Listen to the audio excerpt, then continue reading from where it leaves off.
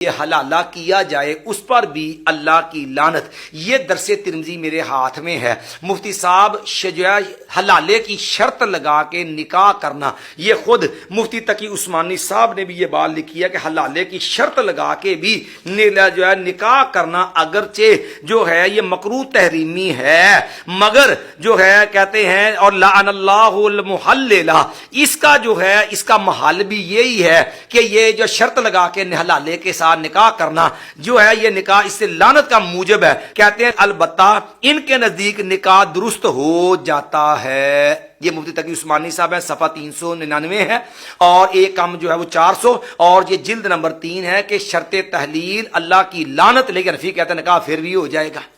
اور اب زانی کون ہے اور زنا کون کرتا ہے اور امت کی بیٹیوں کی عزت سے کھیلتا کون ہے؟ مفتی صاحب یہ بڑا تکلیف دہ موقف ہے، مسئلہ ہے۔ آپ نے دیا زانی، آپ اگر یہ گلے نہ کرتے، نہ تم صدمے ہمیں دیتے، نہ ہم یوں فریاد کرتے، نہ کھلتے راز سرے بستا، نہ یوں رسوائیاں ہوتی۔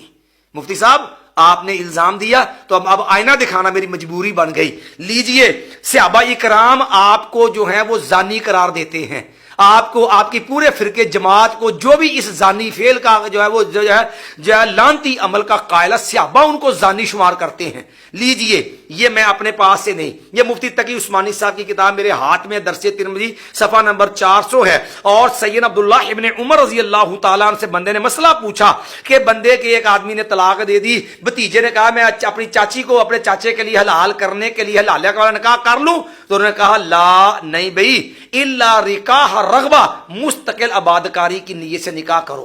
پھر کہا یہ جو تم نے حلالے کا مسئلہ پوچھا ہے کہ بیوی خامد کے لیے حلال کرنے کے لیے میں نکاح کرنا ہے، کہتے ہیں کننا نعد ھذا صفاحا علی عہد رسول اللہ صلی اللہ علیہ وسلم، کہتے ہیں لوگوں ہم عہد نبی میں رسول اللہ صلی اللہ علیہ وسلم کے زمانے میں اس کو زنا شمار کرتے تھے۔ مفتی صاحب صحابہ اکرام آپ کے حلالے کو جس کے ساتھ آپ اپنی شابت پوری کرتے ہیں، آپ کا فرقہ امت مسلمہ کی بیٹیوں کی عزت سے کھیلتا ہے۔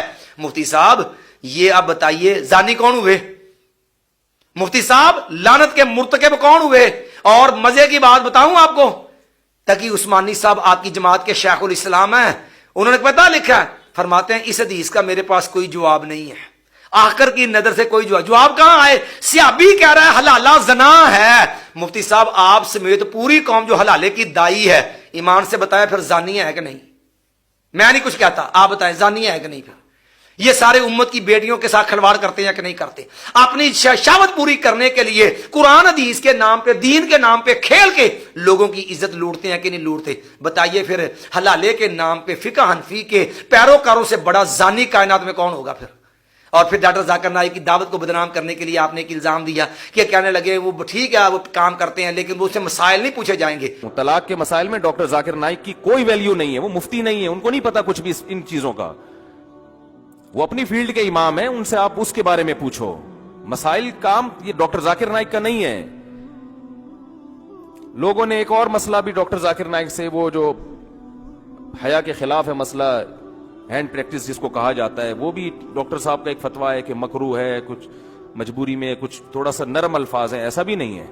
مفتی صاحب آپ اپنا بھی تقلیدی لیول دیکھیں، معذرت کے ساتھ آپ کو جب مفتی کا لقب زیب نہیں دیتا، آپ پوچھئے اپنے اکابر سے کہ مفتی کون ہوتا ہے؟ یہ مفتی مجتہد کا مترادف ہوتا ہے، جبکہ آپ مقلد ہیں، اور مقلد کو فتوے کا حق نہیں ہوتا۔ مقلد صرف یجوز لا یجوز کہنے کا قائل ہے کہ اس کو اجازت ہے، فتوے کی اجازت نہیں ہوتی۔ آپ امت کو فتوے کے جعلی لیبل لگا کے امت کو گمراہ تو نہ کریں، آپ اپنے منصب کے اندر رہ کے کام کریں۔ اور ان کو بدنام کرنے کے لیے کہا کہ بڑے جو ہے وہ غلط مسئلے میں نام نہ پسند کرتا، یہ ہینڈ پریکٹس ہے، کہتے یہ مکروہ ہے، اور بڑے نرم لفظ ڈاکٹر ذاکر نائک دیے۔ گویا کہ یہ آپ نے ان کا ایک فتویٰ نقل کر کے جو آپ نے جو بابرکر عوام کو نفرت دلانے کی کوشش کی کہ وہ ہینڈ پریکٹس کی رخصت دیتے ہیں۔ مفتی صاحب بڑی معذرت کے ساتھ آپ نے شاید فتاوی عالمگیری نہیں پڑھا، فقہ حنفی کی کتب نہیں پڑھی۔ یہ ہینڈ پریکٹس اور اس قسم کی غلاستیں تو فقہ حنفی میں بھرپور بڑی پئی ہیں۔ یہ آپ کے حنفیوں کے اکابر کے فتاوے موجود ہیں، بلکہ یہاں تک لکھا آپ کے حنفی اکابر نے کہ ہینڈ پریکٹس پہ جو ہے گناہ کی بجائے ثواب کی امید ہے۔ مفتی صاحب کیا خیال ہے پھر ہم آپ سے بھی لوگوں کو روکیں نا کہ یہ لوگ، اور حتیٰ کہ عورت کے ساتھ غیر فطری فعل، یورپ کی بے حیائی حیائی آپ کے اکابر نے تو اس کی بھی رخصت دے رکھی ہے، لوات زن کی بھی۔ مفتی صاحب کیا خیال ہے، کیا اس بنیاد پہ پھر آپ کی دعوت کے راستے میں بھی یہ آپ کے فتاوے، آپ کے اکابر کے اقوال نمایاں کرنے چاہیے، تاکہ لوگوں کو پتا چلے کہ فقہ حنفی میں کس قدر جو ہے یہ غلاظت اور بے حیائی کی باتوں، کتنی یہ نرمی اور سہولت دیتے ہیں لوگوں کو۔ اور اسی طرح آخر کے اندر میں ایک اور بات آپ سے جو ہے وہ عرض کیے چلوں کہ مفتی صاحب اللہ کے لیے خدا آپ نے فتویٰ ہم سے نہیں لینا، نہ لے، آپ زنا کروائیں، آپ اپنے اکابر کی جو ہے وہ اپنے جو ہے مسئلے کی عورتوں کی عزت سے کھیلیں، لیکن ہم اتنا ضرور کہیں گے اللہ سے ڈر جائے، قیامت ضرور قائم ہونی ہے، آپ کو جواب دینا پڑے گا۔ لیکن ہم اتنا ضرور کہیں گے، آپ لوگ کہتے ہیں جس نے 3 طلاق دی اسے بائیکاٹ کر دو۔ خاندان والوں کا بھی فرض بنتا ہے کہ اگر کسی نے 3 طلاقیں دے کے بیوی کو رکھا ہے اس کو بائیکاٹ کریں۔ مفتی صاحب بائیکاٹ کے آپ قابل ہیں، ہم برملا کہتے ہیں کہ جو حنفی مفتی حلالے کا فتویٰ دیتا ہے یہ اعلانیہ زنا کا دائی ہے، زناکار ہے، اور یہ ظالم انسان امت کی عزت سے کھیلنے والا ہے۔ ایسے ظالم مفتیوں کا اور ایسے شابت پرست ملا جتنے ہیں ان کا بائیکاٹ ہونا چاہیے۔ اور برملا کیوں اصحاب محمد حلالے کو زنا شمار کرتے ہیں؟ مفتی صاحب آپ حلالے کے دائی ہیں، ہم امت سے اپیل کریں گے کہ ایسے زنا کے دائیوں سے بائیکاٹ کیجئے جو دین کے نام پہ لوگوں کی عزت سے کھیلتے ہیں، اور جو قرآن و سنت کے دائی ہیں، اہل حدیث ہے، تحریک اہل حدیث ہے۔ لوگوں انشاءاللہ مسلک اہل حدیث آپ کو قرآن دیتا ہے، آپ کو سنت رسول دیتا ہے، صحابہ محمد سے بستہ کرتا ہے، اسلاف امت سے جوڑتا ہے، آپ کو دین کی صحیح رہنمائی